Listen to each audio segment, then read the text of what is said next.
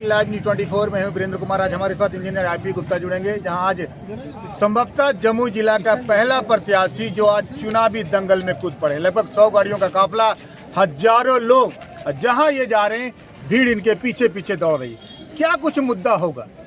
जमुई की माटी के लाल हैं ये, जमुई को अपनी धरोहर सब कुछ मानते हैं, जमुई के ये ऑलरेडी हैं।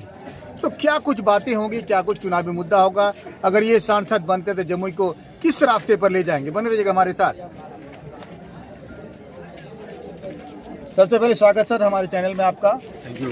जिस तरह से एक काफिला चल रहा है, लोगों का हुजूम उमड़ रहा है, सर क्या कुछ होने वाला है आने वाले समय में? आने वाले समय तो ये है कि चुनाव का आगाज हो गया और मेरा एक ही मुद्दा है कि अपना देशी कोई हो।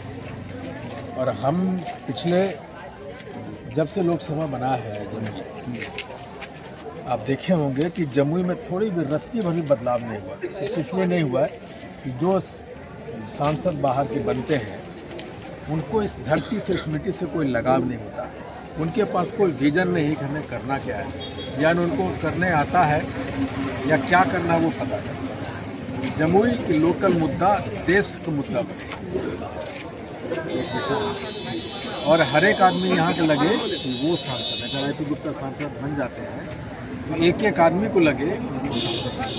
सर जिस तरह आप बिना सांसद का, बिना विधायक का इतने सामाजिक कार्य कर दिए हैं, कहीं ना कहीं लगता है उनसे लोगों को प्रेरणा लेने की जरूरत है। क्योंकि मैं लगातार आपकी खबरें कवरेज किया हूँ, और जिस तरह आपने ना सिर्फ कोर्ट परिसर में, ना सिर्फ कई गरीब बेटियों की शादी में, ना सिर्फ कई गरीब लोगों के इलाज में आपने मदद की है, तो क्या कुछ लगता है सर, सांसद विधायक ना होते हुए भी आपने लोगों के हर सुख दुख में साथ दिया, उसका कितना लाभ मिलेगा? जो दर्द बांटने की जो लत है ये दिल से होता है, दिमाग से नहीं होता और करने से नहीं होता। एक दिल की आवाज़ होती है। उन सारी चीज़ों से मैं गुजरा हूँ और मैं ये सोचता हूँ कि मैं कभी भी उस हालात में था जिस हालात में मेरे सामने वाला बंदा है, इसलिए कर देता हूँ। तो कहीं ना कहीं सर दूसरे के दर्द को आप अपना दर्द समझते हैं, या फिर दूसरे की भावनाओं को अपनी भावना समझते हैं? आपका दिल कहता नहीं इनको मदद करनी चाहिए, क्या मैं सही हूँ? ठीक है, मेरे परिवार, मेरे पिताजी, मेरे दोस्त, सारे, मेरी बहन, मेरा भाई, उन सारे दर्द से गुजरा है और मैं उस चीज़ों को होते हुए देखा हूँ, लाचार, बेबस, कुछ कर नहीं सका। आज मेरे पास ईश्वर ने कुछ दिया है, लेकिन जिन्होंने मुझे यहाँ तक लाया उनके दर्द को बांट नहीं सका, तो एक पैसे का मदद नहीं कर सका। मुझे लगता है कि मैं हर किसी में जमुई के लोगों में अपना भाई, अपना पिता, अपना दोस्त, अपनी बहन देखता हूँ। अब ये लगता है कि उसका दर्द नहीं, मेरा दर्द। सर यदि आप सांसद बनते हैं जमुई लोकसभा से, सबसे पहला काम कौन सा करेंगे आप? पहला तो ये काम करूँगा कि जमुई में एक स्टेक होल्डर्स की मीटिंग करूँगा। वो अलग अलग ब्लॉक में, अलग अलग पंचायत के, और जितने भी जनप्रतिनिधि हैं सबको बैठाऊँगा साथ में, बैठिए आइए। और जो सबसे जो मुद्दा होगा, जो पब्लिक मीटिंग से करेगा, हमारे दिमाग में भी है कि जो पब्लिक मीटिंग से बन क्या आएगा, प्राथमिकता वही। कहने का साफ मतलब है सर कि कहीं ना कहीं आप जनता की राय लेंगे, जो कमियां होंगी या फिर जो सबसे ज़्यादा बेहद जरूर काम होंगे उस पर प्राथमिकता देंगे। मेरा ये मानना है कि ऐसी कोई भी समस्या नहीं है देश में, वो चाहे सॉलिड इंफ्रास्ट्रक्चर डेवलपमेंट का हो, डिस्कशन हो, इसके लिए सरकार के पास स्कीम नहीं है, चाहे भारत सरकार हो चाहे बिहार सरकार हो। फिर आखिर ऐसा क्या है, कुछ चीज़ें हो नहीं पा रही है? उसका सिर्फ यही कारण है कि जो स्कीम चल रही है वो जनता तक पहुंच नहीं पा रहा है। उसमें कैसे क्रिस्टल क्लियर रोल एक निभाना है, वो चीज़ें करने की कोशिश करें। और मैं चाहता हूँ कि एक माइंड सेट बदले। आपके पास पैसा हो सकता है, सोच नहीं हो सकता। सोच एक सांसद कैसे बदल सकता है, और 25 करोड़ की जगह पे 50,000 करोड़ का फंड बिहार के जमुई में कैसे आए, और देश का नंबर 1 मॉडल लोकसभा कैसे बने। कई लोगों ने जमुई को विकास के पथ पर दौड़ाने का प्रयास किया, यहाँ तक कि कहा गया चकाए चंडीगढ़ बनेगा, लेकिन सर क्या बना? क्योंकि अब जमुई के एक चप्पे चप्पे से बाकी, तो क्या कुछ लगता है? देखिए, यहाँ के जो भी नेता रहे हैं, चंद्रशेखर बाबू रहे,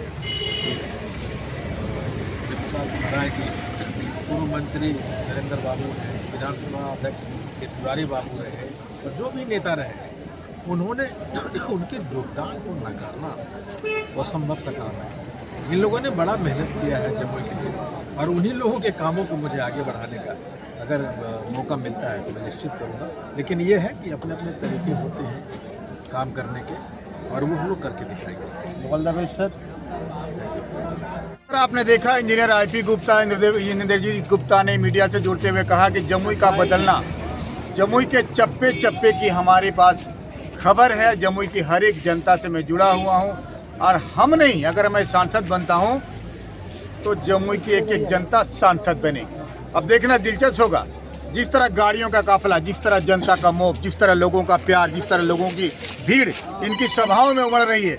देखना दिलचस्प होगा ये, अगर ये सारी भीड़ कन्वर्ट हो जाती है मतदान में तो कभी भी कुछ भी हो सकता है। वैसे भी लोकतंत्र की सबसे बड़ी खूबसूरती है कि सारा सत्ता का चाबी जनता के हाथों में होता है।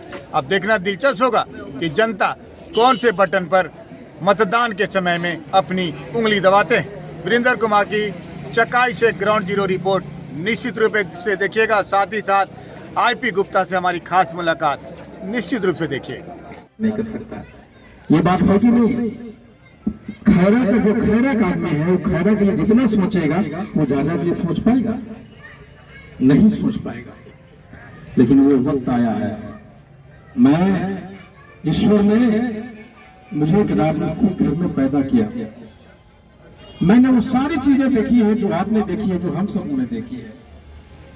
पटना में जब मैं रहता हूं तो मुझे पता चलता है 20 कॉल 25 कॉल एवरीडे आता है जमुई से। जमुई के पेशेंट, पता चलता है किसी प्राइवेट हॉस्पिटल में उसका दम तोड़ रहा है, पता चलता है उसको 5 लाख रुपया बिल हो गया है। वो कौन है? एक ऐसा आदमी जो गांव में जमुई पुण्य हो जाएगा। पुण्य किसका होगा? पुण्य वोट देने वाला का होगा, ना नौता बदानी का होगा, मेहुल जोशी का होगा। आप अपना वोट सोच के दीजिएगा। देश को बेचने मत दीजिएगा किसी कीमत पर, अपना खून दे दीजिएगा, लेकिन देश को बिकने मत दीजिएगा। इन्हीं शब्दों के साथ सोनिया गांधी जिंदाबाद, राहुल गांधी जिंदाबाद, खड़गे साहब जिंदाबाद, अखिल भारतीय कांग्रेस कमेटी बिहार प्रदेश अध्यक्ष जिंदाबाद, हमारे नेता आईपी गुप्ता जिंदाबाद। जय हिंद, वंदे मातरम। लोकतंत्र अपने खात्मे पे हो जाता है। आप देखे होंगे एक फकीर प्रधानमंत्रियों का बेटा पोता, ईश्वर ने सारे वैभव दिए, सब कुछ दिए। 2 बार ऐसे मौके आए कि वो सीधा प्रधानमंत्री बन सकता था, लेकिन एक टी शर्ट एक जींस में सड़कों पे है, सड़कों के धूल छांक रहा है। और एक जो चाय बेचने वाला का बेटा था, जो अपने आप को चाय बेचने वाला कहता है, वो देश बेचने में मशगूल है। हर रोज दिन में पता नहीं कितने कपड़े बदलता है। आखिर चाय वाला का एक बेटा ऐसा कैसे हो सकता है? मुझे तब एहसास हुआ कि बिहारी चाय वाले ने मुझे वो ज्ञान दिया कि चाय बेचने वाला कैसा होता है। अभी राहुल जी का प्रोग्राम था औरंगाबाद में, हमने चाय 1947 की लड़ाई दोबारा लड़नी है तो किस तरह लड़नी है दोबारा लड़ाई? नीच नीच सबको मिटा करके एक सब में खड़े हो गए महमूद अयाज, और ना कोई बंदा रहा ना कोई बंदा रहा। मेरे दोस्तों, ये काम तब हो सकता है जब हम कैसा है? आईपी गुप्ता जैसा है। आईपी गुप्ता जिंदाबाद, जिंदाबाद, जिंदाबाद, आईपी गुप्ता जिंदाबाद, जिंदाबाद। बहुत डर लगता है तो बिहारी चाय वाला क्या बोलता है। पर हम लोग चाय नहीं बेचते सर, हम चाय पिलाते हैं। जो चाय बेचेगा वो देश बेचेगा, जो चाय पिलाएगा वो जनमानस के साथ बना रहेगा। दोस्तों, मेरे पिताजी एक राजमिस्त्री थे, राजमिस्त्री का बेटा हूं। मुझे लोग कहता है, मेरे जो साथ चलने वाले, कि सर आप प्रोटेक्शन नहीं लेते, आप बॉडी गार्ड नहीं लेते। डॉक्टर ललित साहब हैं, वो हमको बोले गुप्ता जी, राजनेता को राजा जैसा रहना चाहिए, आप कपड़ा शानदार पहनिए, आप देखिए। मुशहरी में जाते हैं तो एक मुशहर समाज का मेरा भाई दौड़ कर आता है, मुझे गली लग जाता है। हम उनको कैसे समझाएं कि एक आम आदमी का बेटा, एक आम आदमी कभी राजशाह के लुक नहीं दे सकता। उसे आप मेरे चेहरे से देखिए, आपको लगता है कि मैं आपका देश पहुंच जाऊं तो भी आपके जैसा नहीं दिखूंगा। ईश्वर कॉमन आदमी को कि आप जम्मू के एक साधारण व्यक्ति हो, आप उतने बड़े नेता को कैसे हराओगे। मैंने 10 इतिहास गिना दिया कि बड़े बड़े तानाशाहों को, बड़े बड़े राजाओं को, बड़े बड़े राजनेताओं को एक आम आदमी धूल चटाया, एक आदमी हराया है, और उसी आम आदमी का नाम है आईपी गुप्ता। मैं छोटा बच्चा था,